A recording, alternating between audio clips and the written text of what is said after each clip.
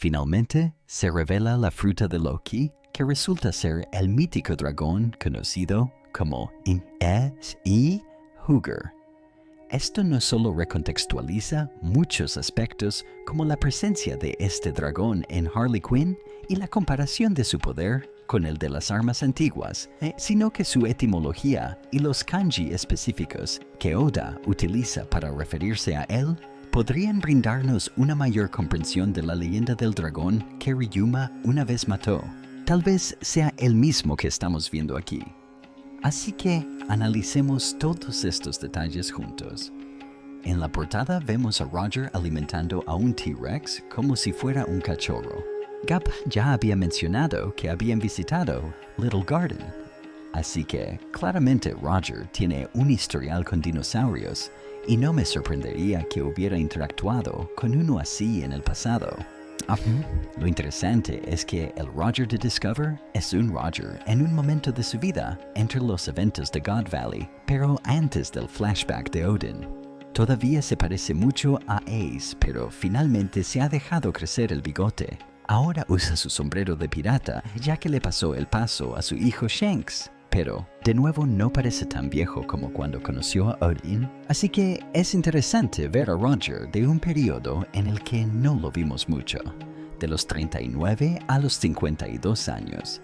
Tuvimos un breve vistazo de él a los 47 años durante el flashback de Odin, cuando escuchó hablar de él por primera vez en las noticias, pero eso es todo lo que vimos de ese periodo de su vida. Summers se da cuenta de que el choque del Nikamuma contra la nave provocó que tanto la nave como las nubes desaparecieran, pero en lugar de asumir la responsabilidad, simplemente culpa al Muma. No está dispuesto a admitir que se equivocó. Como la flecha de Gonko sigue su trayectoria, Summers decide no avisar a Raemu directamente, sino dejar que los niños se caigan, pues es un romántico retorcido. Y una vez más está dispuesto a culpar a Emu. Los padres intentan destruir la flecha de Gonko, pero no lo consiguen. El padre de Rona intenta golpearla, mientras que quien parece ser su abuela por su peinado similar intenta morderla.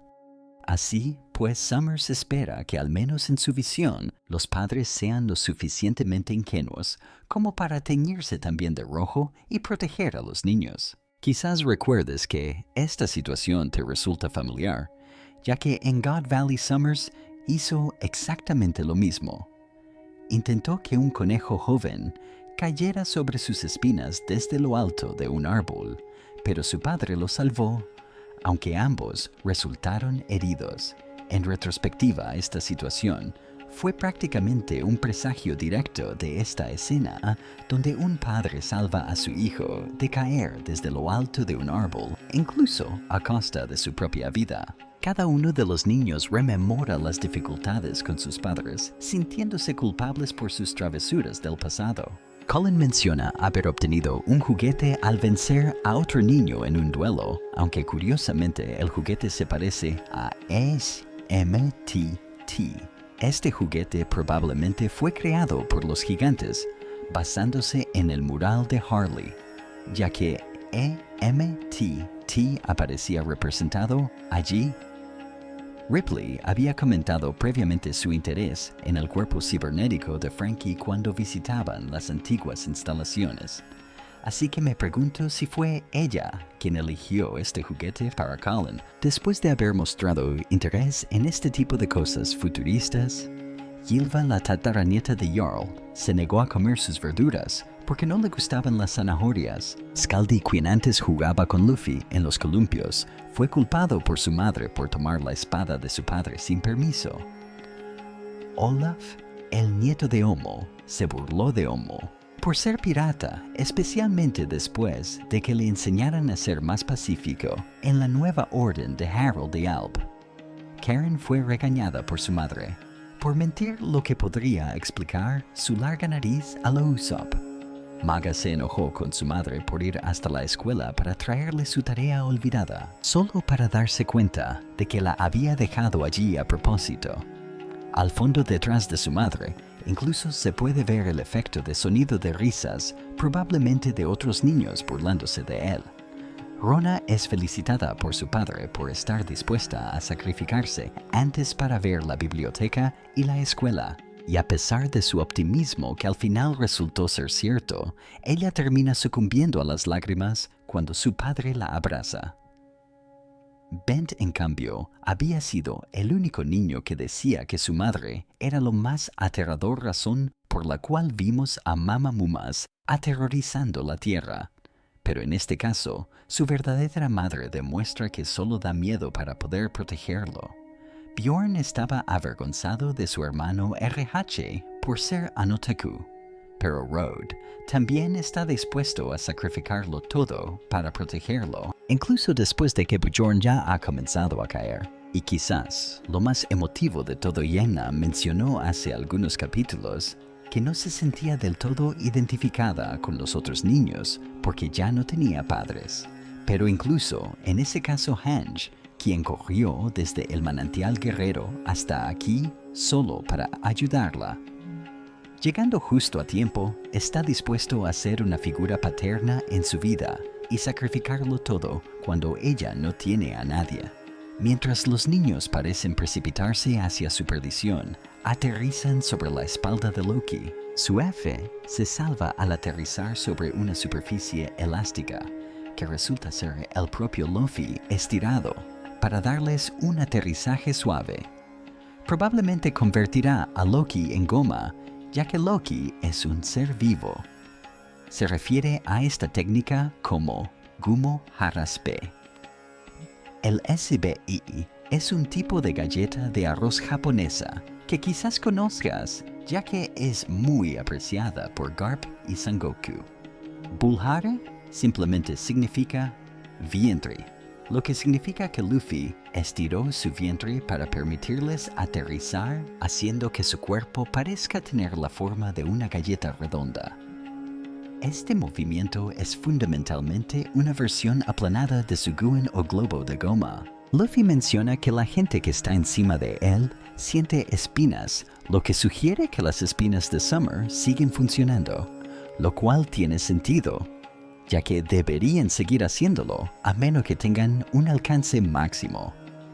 Pero las flechas de Gonka se detuvieron en el punto de desembarco del barco, lo que significa que, si bien siguen siendo vulnerables a las espinas hasta que Summer sea derrotada, al menos pueden moverse por sí mismos de nuevo. Loki finge ser un tsundere diciendo que no tenía intención de salvarlos, ya que es un destructor en lugar de un salvador, lo que se relaciona con la dicotomía del dios del sol, una figura de salvación o destrucción en la historia de Albath. Curiosamente, Luffy luce su atuendo tradicional de Nika sin camisa y con sus pantalones habituales. Esto resulta extraño, ya que al comienzo del arco, vimos a Luffy transformarse en quinta marcha con su traje de Albath, incluso con cuernos y demás. Pero parece que simplemente volvió a su forma original por razones de marketing o algo parecido. Aunque en una de las primeras viñetas se ve a Luffy sin camisa, en una viñeta posterior de Loki aparece con su traje. Así que me pregunto si Oda simplemente está siendo inconsistente. Mientras Loki asciende al cielo, de repente comienza a nevar y a llover alrededor de la isla. Ya hemos establecido que Loki, junto con Ragnar, posee dos habilidades, el trueno y el hielo. Vimos el trueno cuando golpeó el árbol de Adán y a Harald, y el hielo cuando lo usó recientemente contra el Drauger. Esto además recontextualiza la nieve que rodeó el castillo de Arius el día de la muerte de Harald al considerarla también obra de Loki. La pregunta, sin embargo, es ¿cuánto de esto se debe a los poderes de Loki y cuánto a los de Ragnar? Pero sin más preámbulos, confirmémoslo. Si efectivamente Loki es un dragón. Y por lo que parece se trata del Nidhugger, el dragón mítico de la mitología nórdica. Mitología. En particular, como vimos a través de los Mumas, Oda escribió el nombre del Nidhugger con el kanji para dragón de línea / dragón de trueno. Y vimos al Muma disparando rayos por la boca. Esto es único en One Piece, ya que el Nidhogger de la mitología nórdica no tiene tal poder que yo sepa, pero esto se establece a través del Muma, para prepararnos para los poderes de Loki, que pueden controlar rayos devastadores. Este dragón se asemeja más a un dragón de la mitología occidental, lo cual resulta apropiado dada su inspiración nórdica en comparación con el dragón oriental en el que se basa Kaido. Si bien podemos llamarlos dragones, técnicamente son criaturas diferentes pertenecientes a mitologías distintas. Loki parece tener grandes alas, lo que explica la extraña silueta que vimos en Erest, pero también parece tener 4 patas, lo que explica su postura cuadrúpeda, también vista en el castillo. Su rostro tiene una forma ligeramente más canina, lo que explica la apariencia mutante de su silueta híbrida. Y ambos cuernos, incluyendo el vendaje, siguen presentes, aunque parece que parte de su casco se ha fusionado con su cabeza. Curiosamente, tal como se ve en el castillo, sus ojos brillan con un aura que tiene un efecto visualmente similar al de Doi Reverie. Pero me pregunto si hay alguna conexión con la mitología o si es solo la forma que tiene Oda de hacer que un oponente parezca intimidante. Sin embargo, lo más llamativo del Nidhogger es su inmenso tamaño. Vimos que en su forma híbrida, Loki terminó siendo un poco más grande de lo que ya era bastante enorme incluso para los estándares de los gigantes, ya que su antigua sangre de gigante lo hacía más alto que la mayoría de los gigantes normales. Sin embargo, en su forma bestial completamente transformada, es sencillamente colosal. Luffy puede parecer muy pequeño comparado con él junto a un Ragnar que lo anima. Pero recuerda, Luffy puede volverse enorme con la quinta marcha, mientras que Ragnar ya es enorme de por sí, con un tamaño similar al de Loki en su forma normal.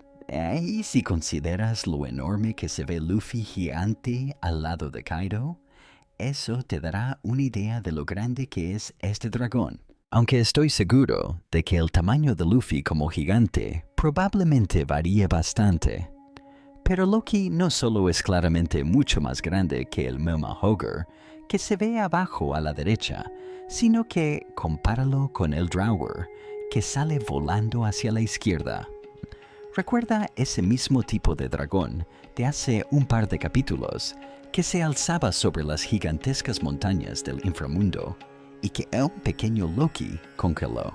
Si bien sé que Oda no es muy consistente con los tamaños grandes, este Nidhogger parece verdaderamente colosal y por lo tanto merecedor del título de ser más fuerte de este mundo. Aunque conociendo a Oda, me atrevería a decir que está jugando con las palabras y que el verdadero ser más fuerte de este mundo podría referirse a nuestros padres, quienes están dispuestos a hacer cualquier cosa para protegernos. Oda ha jugado con este fascinante juego de tamaños desde el inicio del arco argumental.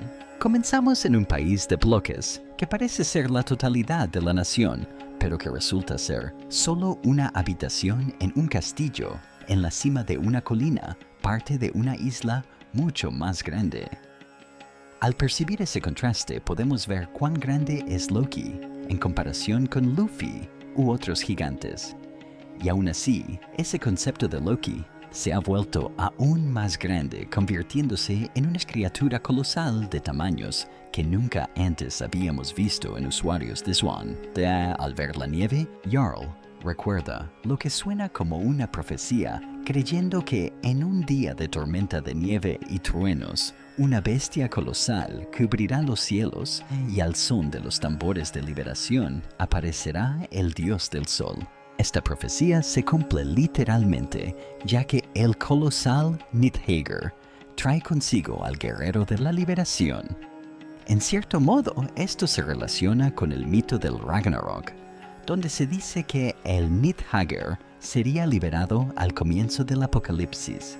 En ese mito se dice que transporta a los muertos en sus alas, lo que podría interpretarse como que lleva a los niños y padres moribundos sobre su espalda, aunque en este caso, salvándolos de la muerte. Lo interesante de esta profecía es que ya habíamos tenido ideas vagas sobre el regreso de un guerrero de la liberación en el pasado.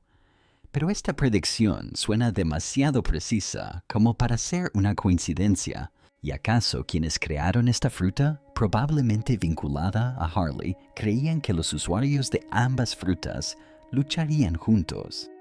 ¿O acaso vislumbraron el futuro de la misma manera que Charlie supo del nacimiento de Poseidón? Una vez más, nos preguntamos si el destino está predestinado o si lo forjamos nosotros mismos. En cualquier caso, volvamos a Harley, ya que esto recontextualiza muchas cosas. Principalmente, creo que en este punto podemos afirmar con seguridad que el dragón que aparece en el centro de Harley probablemente sea el Nidhogger, tal como especulamos hace un tiempo al hablar de la fruta de Loki. Si bien esto es interesante, como mencioné anteriormente, el antiguo gigante representado en el mural también podría representar a Loki, pero quizás simplemente represente a los gigantes antiguos o a aquellos con su linaje en general. Incluso se ha sugerido que la ardilla que aparece junto a él no es un bisón, sino una representación de Ragnar, aunque esto es discutible. Si bien sigo pensando que el árbol central podría representar al árbol solar, Eva siendo potencialmente también la fuente de los frutos del diablo, también podría ser el árbol de Adán, o simplemente representar a ambos árboles colosales. En cualquier caso, el dragón descendiendo sobre el árbol es una imagen apropiada. Incluso, se podría argumentar que el trueno que sale del barco contiguo podría ser causado directamente por el enésimo Hogger, aunque sigo pensando que simboliza a Urano lanzando sus rayos, especialmente porque del rayo surge una gran ola, y el Nor representa el hundimiento del mundo. Y aunque recientemente nos hemos preguntado si el rey que aparece en la parte superior no es un emu, sino que se trata de Davy Jones. Volviendo a la historia de los dragones en One Piece, me pregunto si tal vez el usuario anterior de esta fruta podría ser aquel al que Ryuma mató sobre los cielos de la capital de Wano, en lugar de ser el usuario de la fruta de Kaidash. Y dada su importancia, podría haber sido durante el siglo vacío, particularmente para resultar en su confinamiento dentro del castillo de Orura, para asegurar que la fruta no fuera utilizada a menos que fuera por alguien digno. Esto también me hace preguntarme, ¿cómo se relaciona esto con la adoración que los dragones celestiales tienen por los dragones? No solo se nombran a sí mismos en honor a ellos, sino que incluso le piden a Vega que cree dragones artificiales y frutas artificiales, todo a través de la copia y el estudio del factor de linaje de Kaida, sin mencionar que la fruta de Kaida era una posesión de un dragón celestial desde el principio. Lo fascinante es que aquí el Nidhogger, en el mural de Harley, está disparando un aliento de fuego, lo que me hace preguntarme si Loki también puede de alguna manera lanzar fuego, o si esto es solo un delineado muy estilizado, pero lo más importante es que lo hace mientras lucha contra la serpiente de fuego infernal, lo que creemos que es fundamentalmente la línea roja. Me pregunto si esto alude al hecho de que el inmenso poder destructivo del Nidhogger podría ser crucial para destruir la línea roja. Después de todo, se nos ha dicho muchas veces que las armas antiguas tienen el poder de destruir el mundo. Sin embargo, esta fruta son en una de pocas cosas que se han comparado con ese nivel de poder. Podría ser, por lo tanto, esta fruta una de las herramientas junto con cosas como la nave de Plutón, capaz de destruir la línea roja. Y por eso, Javik estaba tan interesado en obtener esta fruta y dársela a alguien fuerte como Harald. ¿Ayudará este dragón a provocar la destrucción del mundo, tal como se predijo que haría el dios del sol? Pero al hacerlo, contribuirá al nacimiento de un nuevo mundo tras el cataclismo del Ragnarok. En fin, Loki deja a los niños en la aldea del oeste, actuando como si no le importara dónde los deja, incluso si es un lugar peligroso. Pero como señala Luffy, considera que la aldea es segura porque allí está Zoro. Y sabe lo confiable que es Zoro, y también lo mucho que se preocupa por proteger a los niños, como vimos con Tama por ejemplo. Curiosamente, aunque vemos al gigante Luffy, con su chaleco o su sombrero, parece haber mantenido un tamaño más normal, siendo apenas un pequeño sombrero en la parte superior de su espalda. Summers regresa para acabar con los padres usando lo que él llama un tarinzo y barancha. Tarinzo significa de lanzamiento múltiple o de múltiples cañones, refiriéndose esencialmente a un cañón que puede disparar varios proyectiles. Mientras que Ibara pretende ser un juego de palabras entre Ibara o espina como su fruta y lanzador, pronunciado como rancha en japonés como un cañón. El juego de palabras funciona en japonés ya que erde y al comparten los mismos fanáticos. Si lo observas además de las cabezas con forma de serpiente, también puedes ver que las espinas que rodean a Summers forman una especie de trono para que se siente cómodamente mientras dispara a los demás. Pero no solo Zoro ayuda como se espera, sino también Luffy lanzando un ataque que él llama Dawn Thor Rifle. Por supuesto, esta es una combinación de su línea de ataques de Gear 5th,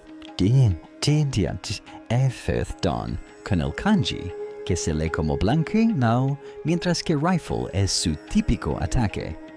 Screw con el kanji, que se lee como bala giratoria, al igual que sus otros ataques de Rifle. Por otro lado, aquí tenemos la adición de Thor con el kanji, NMJ, que se lee como rayo dedo, el rayo que incluyó en el ataque.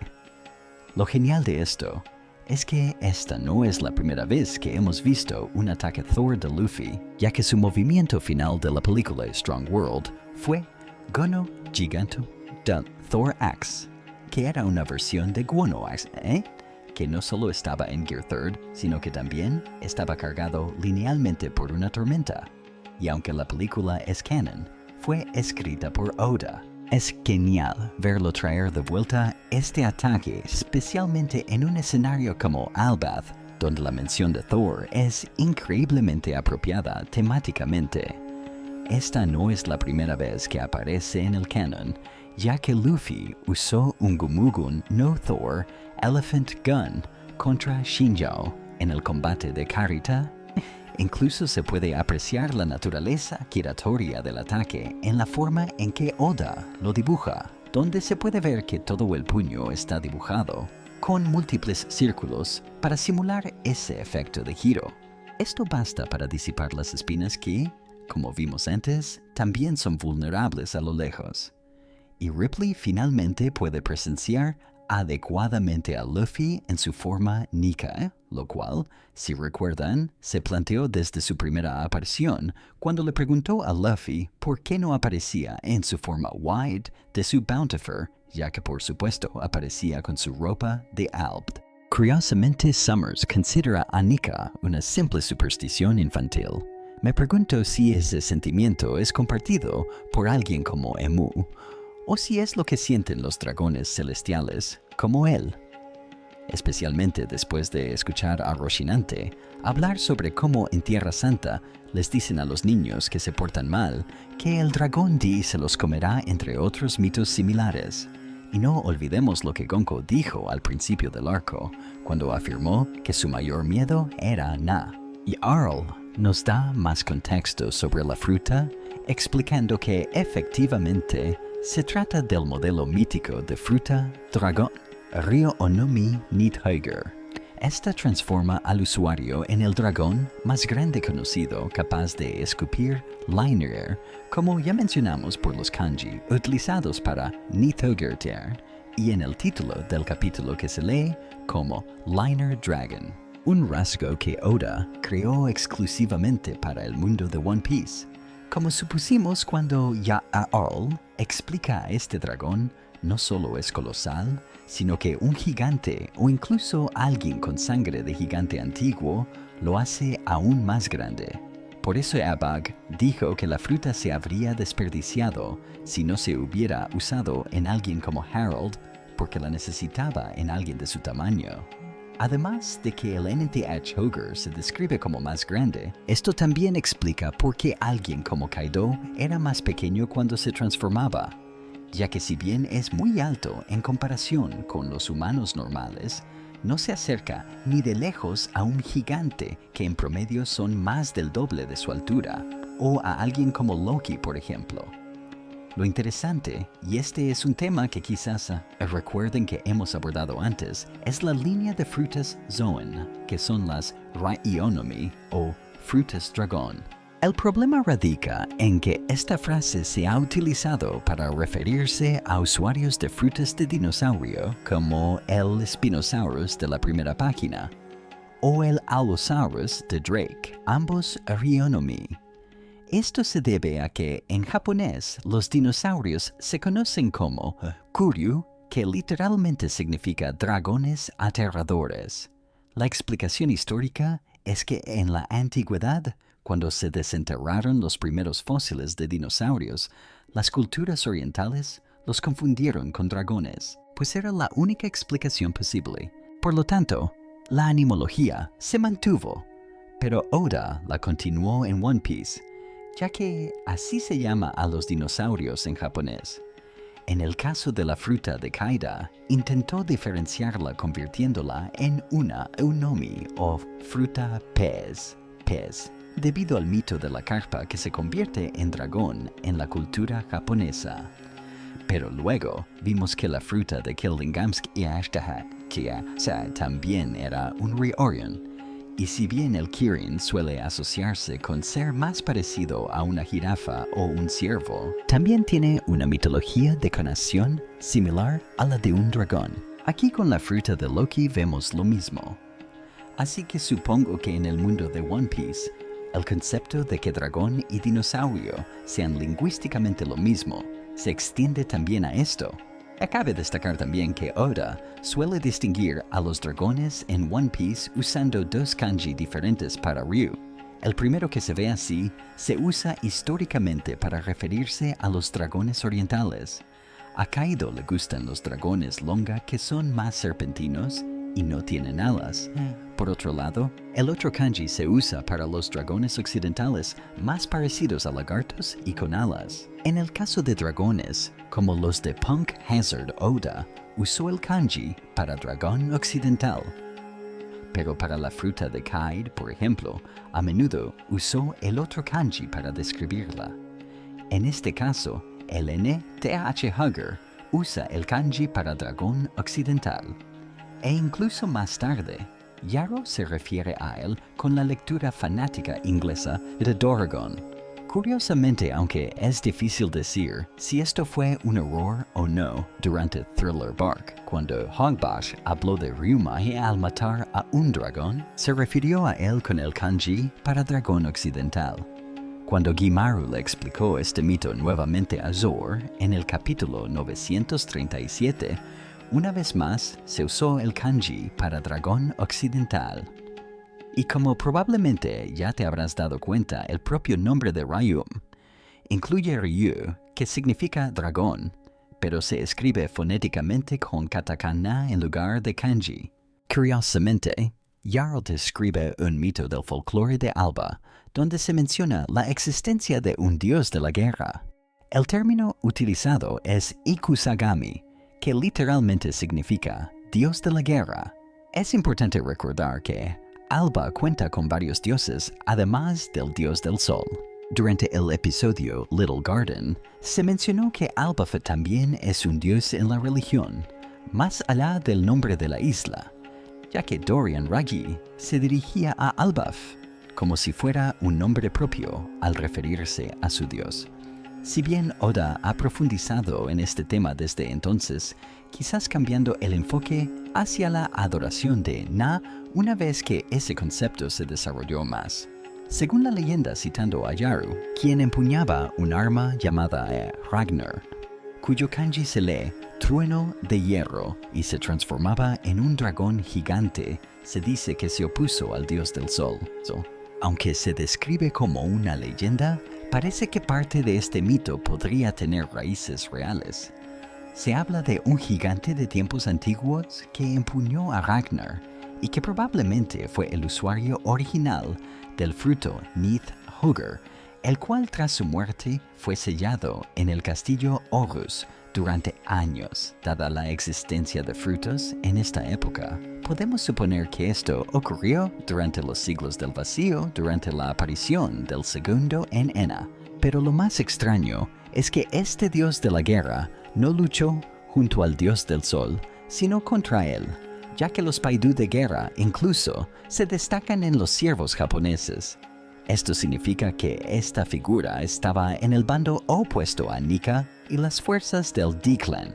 Esto podría explicar por qué Emu reconoce al Nidhogger más adelante, ya que Emu y el anterior usuario del Nidhogger podrían haber luchado juntos en tiempos remotos. Sin embargo, resulta bastante extraño oír hablar de alguien que no fuera humano y que luchara contra el dios del sol, dado que la mayoría de las razas estaban unidas al clan D. Dicho esto, Jarl continúa diciendo que su confidente de confianza era la ardilla de hielo, Ratatoskr, lo que significa que hasta el día de hoy, su sirviente Ratatus fue transferido a su arma, donde aún espera el regreso de su amo. O al menos así lo cuenta la leyenda. Así pues, para empezar, esto confirma que en efecto el poder de Ragnar es el del Ratatoskr, que en este caso Oda convirtió en la ardilla de hielo, al igual que el hecho de que el Nidhogger sea un dragón de revestimiento, es un concepto prácticamente único de One Piece. Teniendo en cuenta cómo el dios de la guerra y el Ratatoskr lucharon una vez contra el dios del sol Nika y considerando los poderes del Ratatoskr para congelar como vimos contra el Draugr, me pregunto si el mito de cómo el escuadrón de la Gala, que empuñaba martillos, quedó congelado en hielo, podría estar relacionado con esta fruta. Quizás hace mucho tiempo fue el Ratatoskr quien congeló a estos gigantes. Y la conexión con el martillo también es interesante. ¿Lucharon los Gala específicamente contra el dios de la guerra o lucharon codo con codo y algo los congeló?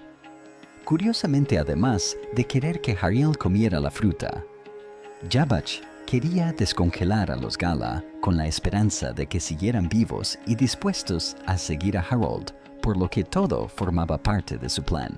Así pues, cabe preguntarse si los Gala lucharon originalmente codo con el usuario original de la fruta, o si simplemente se debió a que Harold era rey de Alpth. Pero aún más interesante se menciona que en tiempos antiguos, el Ratatoskr era una entidad separada del martillo, pero que posteriormente se transfirió al Ragnar. Esto explicaría por qué Ragnar lleva el kanji de Dios de hierro relámpago en lugar de cualquier cosa relacionada con el hielo, ya que los poderes surgieron después de que se le diera nombre probablemente derivado originalmente de los poderes Nidhogger del dios de la guerra.